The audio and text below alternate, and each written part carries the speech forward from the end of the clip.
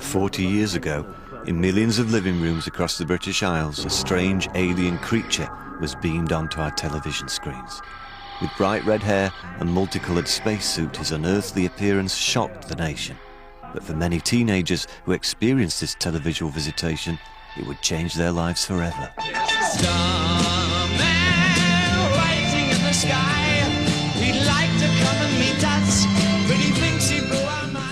This messianic Martian was with us only for a year, but his impact would be felt for generations to come.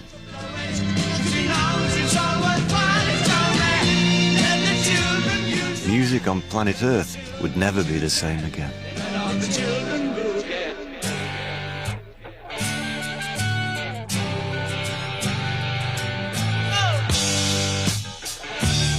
Armed with laser-guided melodies and lyrics from another dimension, Ziggy Stardust heralded a new era of rock music. I'm an alligator. I'm a mama, papa coming for you.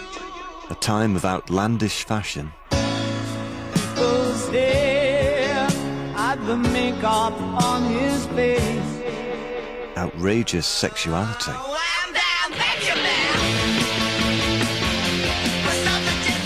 And good old-fashioned rock and roll music.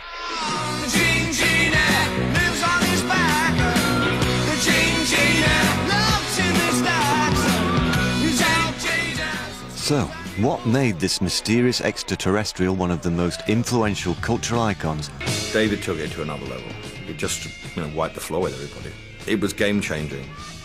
When we first saw Bowie as Ziggy Stardust, he looked so complete and so fully formed. It almost was as though he just sort of appeared from a different planet. It was extraordinary. And of course, at that time, you didn't realise that he'd been trying to be successful for 10 years. I'm just by nature a very flighty person, but I get turned on and off things all the time very quickly. There's a starman waiting in the sky. He'd like to come and meet us, but he thinks he'd blow our minds. There's a starman waiting in the sky. He told us not to blow it, cause he knows it's all worthwhile. It's over. Let the children use it. Let the children use it. Starman was the eureka moment in rock and roll. This creature appears on Top of the Pops, and he was so shocking, so androgynous, so otherworldly. It was so different. It was like, wow, and no one had ever seen anything like that before. I had to phone someone, so I picked on you. Let's not forget David's magic as well. There's a line in it where he sings, I had to phone someone, so I picked on you, and he looked straight down the barrel of the lens, and I was sure he'd picked on me. He arrived at a time where there was a sort of vacuum in popular music. You had a generation of people who were too young for the 60s because they were kids. Looking at it now, it looks so tame, but at the time, it was a real gesture when he put his arm around the guitarist. It was a very sexual thing. The arm-draping gesture was even more sexually provocative to readers of The Melody Maker, because Bowie had declared he was gay in a music paper several months earlier. To go that extra mile and say I'm gay was so outrageous. And of course, gay men at that time weren't characters on soap operas on TV. They weren't outed comedians. It was still seen as being very subversive.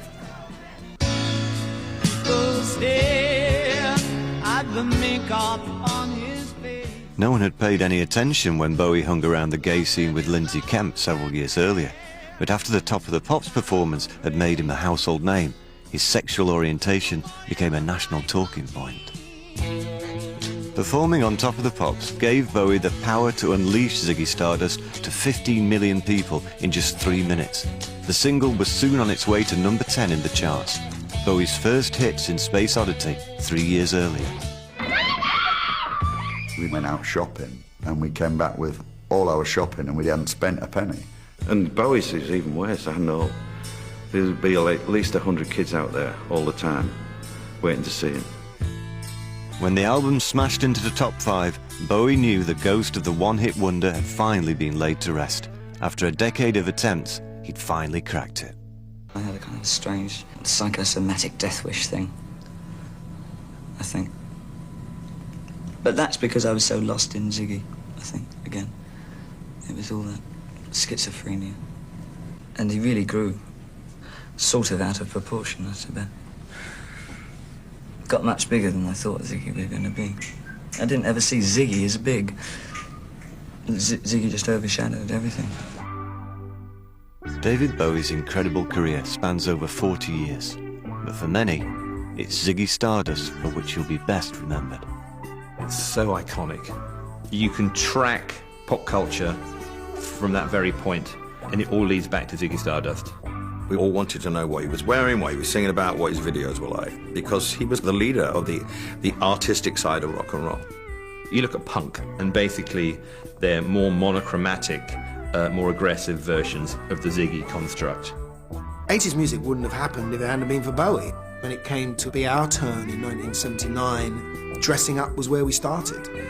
Makeup was where we started.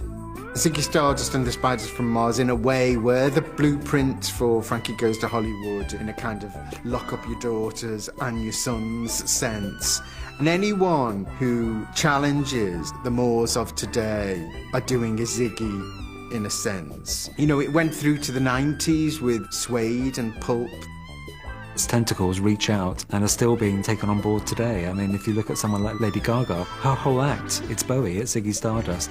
Okay, she's put a 21st century slant on it, but she's not really doing anything that Bowie didn't do 40 years ago. I'm very happy with Ziggy. I think he was a very successful character, and I think I played him very well. But I'm glad I'm me now.